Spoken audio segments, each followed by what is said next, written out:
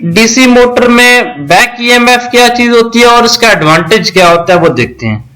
ठीक है, अब देखिए डीसी मोटर में जब एक कंडक्टर करंट कैरिंग फील्ड के अंदर एक कंडक्टर पड़ा होता है तो उसके ऊपर ईएमएफ पैदा होती है ना। जब electromagnetic EMF E is equal to N D phi by D T, उसके लिहाज से ईएमएफ पैदा होती है, क्योंकि rate of change of flux हो रहा होता है, उसके लिहाज से ईएमएफ पैदा होती है। उस ईएमएफ को बैक ईएमएफ कहते हैं। उसकी वैल्यू फाइंड करनी हो, E B is equal to N into five into G multiply by P over A. ठीक है, पी क्या है, नंबर ऑफ पोल पेयर्स है। ठीक है, ए क्या है, area of selection of conductor. ठीक है, एन नंबर ऑफ टर्न्स है।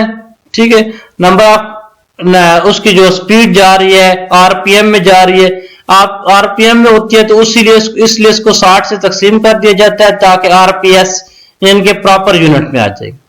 5 फ्लक्स है, जी क्या है, नंबर ऑफ कंडक्टर्स। ठीक है, तो बैक ईएमएफ कैसे पैदा होती है, लेंथ लॉ कहता है कॉज अपनी इफेक्ट की मुखालफत करता है। ठीक है, तो इसकी वजह से जब आप सप्लाई दे रहे होते हैं उसी के अगेंस्ट जो ईएमएफ पैदा होती है उसको हम बैक ईएमएफ कहते हैं, जो कि इंड्यूस्ड होती है ना।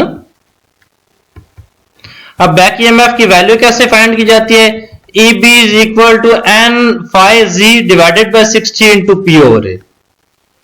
अगर टोटल सप्लाई की बात करें तो जो टोटल सप्लाई होती है हमारे पास, जो सप्लाई वोल्टेज कर रहे होते हैं, कुछ बैक ईएमएफ में जाया होते हैं, कुछ आईआर ड्रॉप हो रहा होता है। ठीक है, इसी तरह अगर बैक ईएमएफ की वैल्यू फाइंड करें तो E B is equal to V minus I A R है। ठीक है, टोटल बैक ईएमएफ क्या हो जाएगी, जो वोल्टेज में से जो रेजिस्टेंस का ड्रॉप है वो माइनस कर देंगे तो बाकी जो रह जाएगी वो बैक ईएमएफ रह जाएगी। Advantages of back EMF check करते हैं। डीसी मोटर के अंदर बैक ईएमएफ के क्या क्या फायदे होते हैं। देखिए, बैक ईएमएफ जो होती है वो सप्लाई वोल्टेज को क्या कर रही होती है, अपोज कर रही होती है। जब बैक ईएमएफ सप्लाई वोल्टेज को अपोज कर रही होती है तो सप्लाई वाले वोल्टेज जो होते हैं वो इंड्यूस करते हैं करंट को, जो कि रोटेशन का जरिया बनती है आर्मेचर के अंदर। ठीक है, तो इसका मतलब ये हुआ है कि बैक ईएमएफ की वजह से जो कन्वर्जन होती है डीसी मोटर में इलेक्ट्रिकल टू मैकेनिकल पॉसिबल होती है। ठीक है, बैक ईएमएफ में जो मैकेनिकल एनर्जी जो इंड्यूस्ड होती है वो ई बी इंटू आई ए होती है। ठीक है, जो बैक ईएमएफ इंटू करंट का प्रोडक्ट होती है। अच्छा, इसके अलावा V I is equal to, देखें ई वी जो होता है ना, V is equal to E B minus E B plus I A R है। तो यहां आई की वैल्यू निकालें तो I is equal to V minus E B over R है। तो जो करंट होती है वो बैक ईएमएफ के उल्टे हिसाब से चल रही होती है।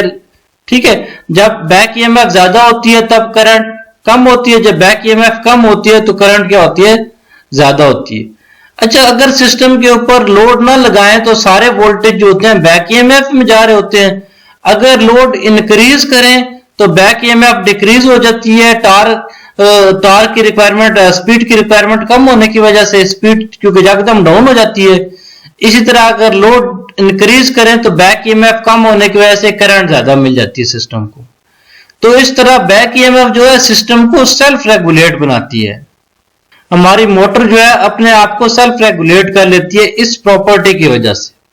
ठीक है, यही बात वो लिखी हुई है कि अगर नो लोड के ऊपर जो मोटर है उसको थोड़ा टॉर्क चाहिए होता है तो हमारे सारी जो सप्लाई होती है वो क्या जा रही होती है, बैक ईएमएफ में जा रही होती है।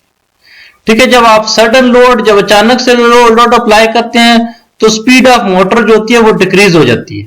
ठीक है, जब स्पीड ऑफ मोटर डिक्रीज हो जाती है तो बैक ईएमएफ भी नीचे चली जाती है। बैक ईएमएफ नीचे चली जाती है तो करंट जो है वो जो आपका ये वाली करंट की इक्वेशन है, देखें जब बैक ईएमएफ कम हो जाती है तो मोटर को करंट ज्यादा मिलना शुरू हो जाती है। जब लोड आपका ज्यादा अप्लाई होता है तो मोटर को करंट भी ज्यादा मिल जाती है क्योंकि बैक ईएमएफ डिक्रीज हो जाती है। तो इस सिस्टम को सेल्फ रेगुलेट बनाने में आसानी पैदा करती है। इसी तरह जब मोटर जो है वो सडनली उसकी स्पीड जो है रिड्यूस हो जाती है या लोड कम हो जाता है तो सिस्टम का जो ड्राइविंग टार्क होता है वो ज्यादा हो जाता है लोड टार्क की निस्बत। जब लोड टार्क की निस्बत ज्यादा हो जाता है तो बैक ईएमएफ भी बढ़ जाती है। जब बैक ईएमएफ बन जाती है तो फिर हमारा सिस्टम क्या होता है, सेल्फ रेगुलेट हो जाता है। तो इस तरह बैक ईएमएफ सिस्टम को हमारे को मोटर को सेल्फ रेगुलेट करने में आसानी पैदा करती है।